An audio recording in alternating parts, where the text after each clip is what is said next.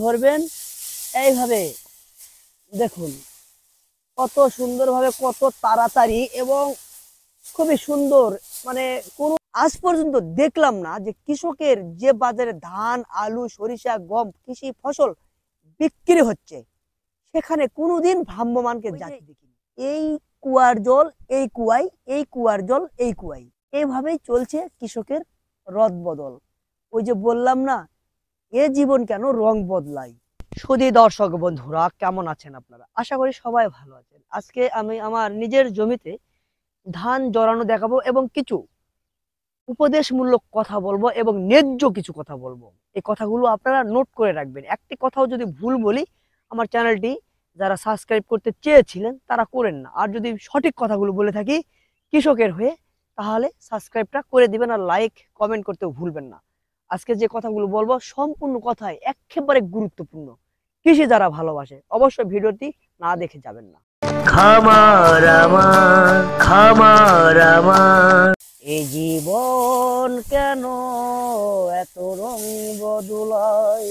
কখনো কালো মেঘ, কখনো ঝুরবে, কখনো যে সে নিজের আবেগে জড়ায়। এই জীবন কেন এত রং বদলায়? জি হ্যাঁ ভাই বোন বন্ধুগণ, কৃষকের স্বপ্ন এভাবেই কিন্তু রং বদলায়। কৃষকের কৃষি পণ্যের দাম বা কৃষি ফসলের এভাবেই কিন্তু রং বদলাচ্ছে। আজকে হচ্ছে নতুন গবেষণাগারে নতুন ধান, নতুন ফসল। কালকে কৃষকের ধানের 6 টাকা কেজি, পরের দিন 20 টাকা কেজি, পরের দিন 5 টাকা কেজি। এই ওঠানামা করতে করতে কৃষকের তারতম্য হারিয়ে যাচ্ছে। কৃষক এখন কি করবে? কৃষক দিশেহারা। আবার শোনা যাচ্ছে এই যে সার ডিলারের কাছে নিতে হবে, অন্য খুচরা দোকানদারের কাছে নেওয়া যাবে না। আমরা তো জানি যারা প্রান্তিক কৃষক আছি, আমরা কিন্তু ওই খুচরা দোকানদারের কাছ থেকে বাকি কিনি। এখন ডিলারের কাছে আমরা যে কিনবো, তো আসলে নগদ টাকা অনেকের কৃষকের কাছে নেই। যারা প্রান্তিক কৃষক কারো কাছেই থাকে না। প্রত্যেকটা প্রান্তিক কৃষক দেখবেন যারা বর্গা চাষি আছে, পত্তন আছে, তারা কিন্তু ওই এনজিওর টাকা নিয়ে কিন্তু ফুটানি মারতে হবে, তাছাড়া উপায় নেই। এই এনজিওর টাকা হয়তো 6 মাস অন্তর নিল, এই ধান আলু বিক্রি করে 6 মাস পর তাদেরকে সুদ সমেত ফেরত দিতে হবে। তাহলে কাছে থাকলো কি? থাকলো আবার সেখান থেকে নিতে হবে। আর এই যে নেওয়ার পরে এই যে এখানে সেখানে বাকি আছে, এই টাকাগুলো দিতে দিতে শেষ, এই এনজিওর টাকাটা শেষ। তখন আবার কি হয়, কৃষক ওই যে সারের দোকান থেকে সার বাকি, জৈব সার বাকি, কীটনাশক বাকি, এইসব বাকি নিয়ে আবার চাষবাস শুরু করে। শুরু করার পরে এই আবার যখন ধানটা উঠে আসে, আলু উঠে আসে, তখন ওই টাকাটা আবার পরিশোধ করা হয়। মানে ওই যে এই কুয়ার জল এই কুয়াই, এই কুয়ার জল এই কুয়াই, এইভাবেই চলছে কৃষকের রদ বদল। ওই যে বললাম না, এ জীবন কেন রং বদলায়। আমি এই যে ধান চাষ করেছি, সোনার ধান, তো এই সোনার ধান যদি এখন আমার দাম থাকে 1400 টাকা মন, আর একটা বাজারে গিয়ে দেখবেন এই ধান 1200 টাকা মন, আর একটা বাজারে গিয়ে দেখবেন এই ধানের দাম 1250 টাকা মন। কেউ আবার নিচ্ছে 42 কেজি মন, অর্থাৎ 42 কেজি ধান দিবেন 40 কেজি টাকা পাবেন। কেউ আবার নিচ্ছে 39 কেজি 500, কেউ আবার নিচ্ছে 42 কেজি 500, কেউ নিচ্ছে 41 কেজি 500। কৃষকের এই রং বদলানোর দিনটা আর শেষ হচ্ছে না। খাদ্য অধিদপ্তর ভ্রাম্যমাণ যেখানে সেখানে অনেক কিছুর উপর আরোপ করছে। আজ পর্যন্ত দেখলাম না যে কৃষকের যে বাজারে ধান আলু সরিষা গম কৃষি ফসল বিক্রি হচ্ছে সেখানে কোনোদিন ভ্রাম্যমানকে জাতি দেখিনি বা ধরতে দেখিনি যে কত কেজি আপনারা মন দিচ্ছেন, বা 1 মনের জিনিস বিক্রি করলো, 1 মন একটা কৃষি ফসল বিক্রি করলো, সেটা কত কেজি মন ধরে দেওয়া হচ্ছে, মানে কৃষককে প্রত্যেকটা জায়গায় সারা বাংলাদেশে 42 কেজি দিতে হচ্ছে, আর টাকা নিয়ে যাচ্ছে 40 কেজির। তো আমি এই ভ্রাম্যমাণের উপর একটু স্যারদের, ভ্রাম্যমাণ আদালত স্যারদের একটু দৃষ্টি আকর্ষণ করে বলছি, কৃষকের এই বাজার জাতটা নিয়ে একটু মানে নাড়াচাড়া করা যায় না? দেখুন তো, কৃষকের খুবই উপকার হবে প্রত্যেকটা বাজারে, আজ হোক কাল হোক, একদিন দুই দিন করে এইভাবে প্রত্যেকটা সারা বাংলাদেশে আপনারা যদি নাড়াচাড়া করেন, কৃষকের খুবই উপকার হবে। এই যে আমি ধান, যে আমি সার না দিয়েই দেখুন আমি সার স্প্রে করে কিন্তু ধান করেছি, এটা কিন্তু সার স্প্রে করে, মানে ইউরিয়া সারটা আমি ছিটাই নিয়ে স্প্রে করে খুব সুন্দর ধান হয়েছে। তো আসলে এই দামের ব্যাপারটা আমাদের কাছে একটু খুবই একটু ইয়ে হলো।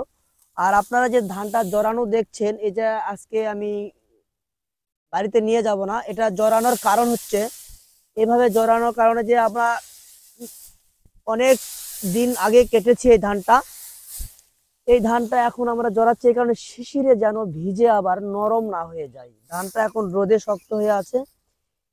আবার যাদের কাছে বিক্রি করতে যাব, 42 কেজি তো মন দিতে হবেই। তারপরে আবার একটা ব্যাপার আছে, কি করে জানেন? এ হে, খুবই নরম ধান, 1200 টাকা মন। কৃষকের মন ভালো থাকবে?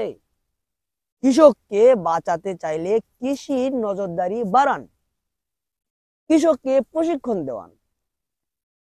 যারা গরু পালার প্রশিক্ষণ দিতে যায়, অনেক জায়গায় প্রশিক্ষণ দিতে যায়, যারা ফ্রিতে ওই সংস্থার কাছ থেকে ভাতা পায়, সেই ধরনের প্রশিক্ষণ দেওয়া বন্ধ করুন। আমি যদি প্রশিক্ষণ দিতে যাই, সেখান থেকে ভাতা পাই, আমি সেই লোভেই যাচ্ছি, ভাতাটা নেওয়ার লোভে, মাথায় কিছু নেওয়ার লোভে নয়। তো আসলে যারা প্রশিক্ষণ দিয়ে ভাতা দেয় সংস্থা থেকে, এই প্রশিক্ষণ দেওয়া আজ থেকেই বন্ধ করে দিন। টাকা যারা প্রশিক্ষণ দিতে যাবে তাদের কাছ থেকে টাকা নিতে হবে, তাহলে কি হবে? তাদের মাথায় থাকবে, তারা প্রশিক্ষণ শেষে বাড়িতে এসে কিছু একটা করবে। কিন্তু আমরা ওই যে প্রশিক্ষণ দিয়ে আসি, টাকা পাই মানে ভাতা পাই, বাড়িতে এসে লণ্ঠনাঠন, মানে কিছু করি না। তো আসলে টাকা যদি খরচ হয় না, তাহলে কিছু করার ইচ্ছাটা জাগে, প্রশিক্ষণটা ধরে রাখার ইচ্ছাটা জাগে।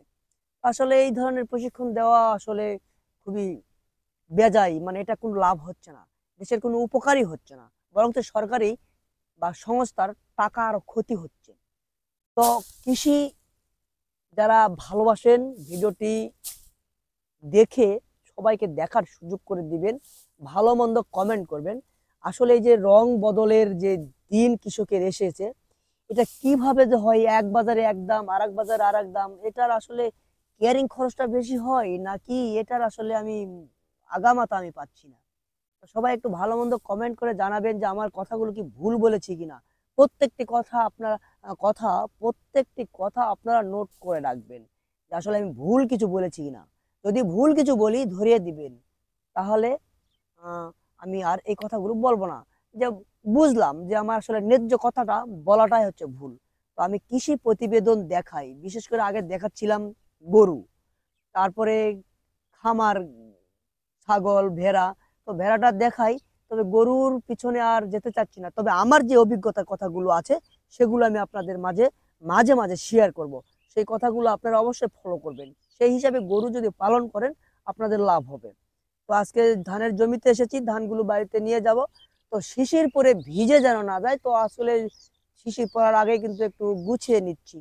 তো এইভাবে গুছিয়ে নিচ্ছি, সেই গুছানো আসলে ঠিক করে রাখতে হবে, শিশির যেন না পড়ে। ওই যে বললাম দাঁতে দিয়ে বলবে ভিজা। তো এটা এইভাবে গোছাবেন, তাহলে আপনাদের খুব সময় কম লাগবে। এইভাবে গোছাবেন,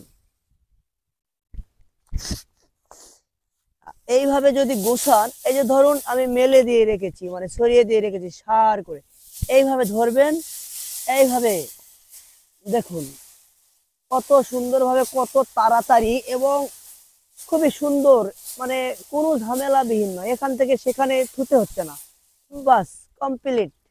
এভাবে ধান গোছাবেন, আর ধানের ফলনটা দেখুন কত সুন্দর মাথা হয়েছে, চিটা খুবই কম, চিটা নেই বললেই চলে। ধান দেখছেন ইউরিয়া যারা স্প্রে করে তাদের ধান মাটিতে লুটায় না, ফলনটা ভালো হয়, দানাটা ভালো হয়। তো ধন্যবাদ সবাইকে, ভালো থাকবেন সবাই।